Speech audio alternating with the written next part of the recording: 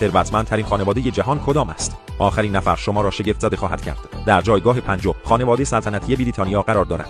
این خانواده یکی از قدیمی‌ترین و پرنفوذترین خانواده‌های سلطنتی باقی مانده است. دارایی‌های آنها حدود 88 میلیارد دلار است. در جایگاه چهارم خانواده سلطنتی ابوظبی قرار دارد که تحت حکومت خانواده نهیان است و دارایی‌های آنها حدود 150 میلیارد دلار است و در جایگاه سوم خانواده سلطنتی قطر قرار دارد که تحت حکومت خانواده آل ثانی است و دارایی‌های آنها حدود 335 میلیارد دلار است و در جایگاه دوم خانواده سلطنتی کویت قرار دارد که از سال 1752 تحت حکومت خانواده صباح است و دارایی‌های آنها حدود 360 میلیارد دلار است. خانواده‌ای که در جایگاه اول قرار دارد به عنوان ثروتمندترین خانواده جهان شناخته می‌شود و با مجموع دارایی‌های حدود 1.4 تریلیون دلار که حتی بیشتر از تولید ناخالص داخلی برخی کشورهای پیشرفته اروپایی است. این خانواده سلطنتی عربستان سعودی است. به نظر